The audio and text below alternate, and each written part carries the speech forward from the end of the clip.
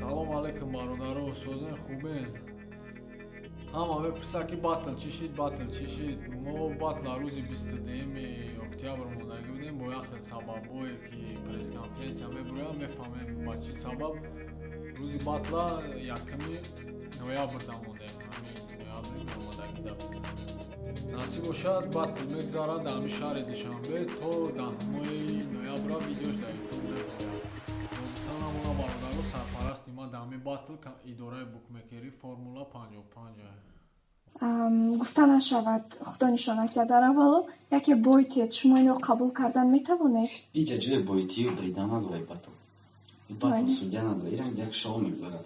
شریک برنامه ما هستند شرکت داروسازی صاف سودا. اگر شما خود را فربه یا خراب کردن خواهید و یا موی سر شما میریزد و یا در بدن خود سفید شوی را احساس میکنید پس به شرکت صاف سودا مراجعه کنید. سلام بینندگان عزیز، پادپیچکان کانال مهراب پرو. با توجه شما بخش آوازه و حقیقت. چگونه که به همه شما معلوم بود چند قبل انیقترش باید تاریخ 21 اکتبر باتل دو رپر مشهور تاجیک شان امسی و رایدر در شهر سن پتربورگ با تشبوس سنت شریپوف باید برگزار می‌گردید. اما متاسفانه به سبب‌های به ما نامعلوم شان امسی نتوانسته است که به سن پتربورگ رود همراهی رایدر باتل خود را برگزار نمایند و آنها تصمیم گرفتند که باتل را در تاجیکستان انیقترش در دوشنبه در تاریخ 1 نوامبر برگزار میکنند. باید قید نمود که خود سنت شریپوف این زمان در فدراسیون روسیه قرار دارد و سرپرست باتل مذکور محض او می باشد و با تشبوس او باتل مذکور تشکیل کرده می شود. چیز دیگر عجیب است که از روی شنید ما باتل تاریخ 1 نوامبر در دوشنبه برگزار گردیده بدون مخلص و تماشابین صورت می گیرد.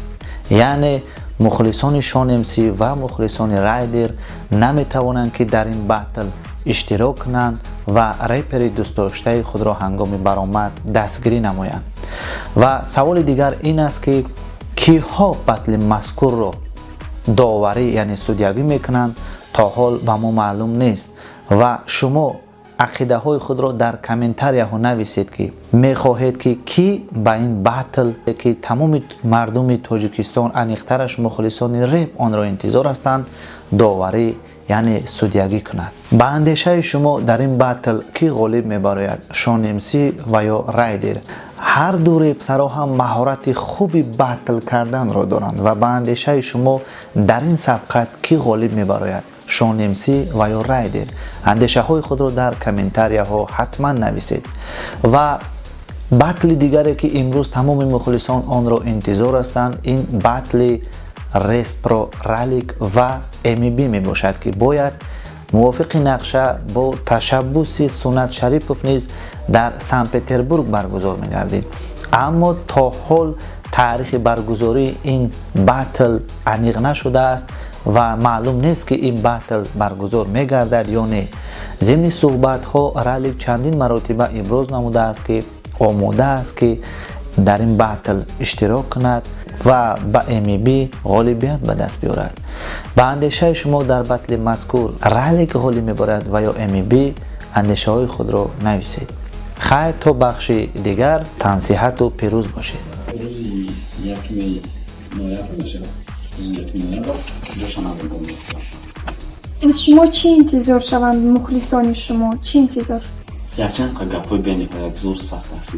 اگر مثلا گفته نشود خدا نشانت در اولو یکی بایتید شما این رو قبول کردن میتوانید؟ اینجا جای بایتی و بریدن نداره باتل سودیا نداره ایران یک شو میگذاره. اینجا در ما برای سوم زده استان رایدرم برای سوم اینجا باتل ننگکی نیست. اینجا باتل گیم نیست یک سودید کنه با مخلصای ما را ما بریدگیم و مخلصای رایدر یعنی مناسبت شما هیچ خیلی ایواز نمیشود؟ بله رایدر بهترین پرسنل رایدر یک بچه است که در باتل فونا شد در رپ تاجیک ما دو کسا باتل زور میدونه این چرا که مخلص مرا شاید میدونم ما شاید باتل خطر در یک دولت دو شاپ بودن نمیتونم بگم یک رایدر یک سیاه برای ما همی دو نفره بهترین باتل را تاجیکستان میکنه. ки в каком-то степени в игре мата фахиқати райдер задам. Барои ки ман тамом шидам. Ман чиза шидам, начинам қаштам райдери нав, гляски нав шуфтеста.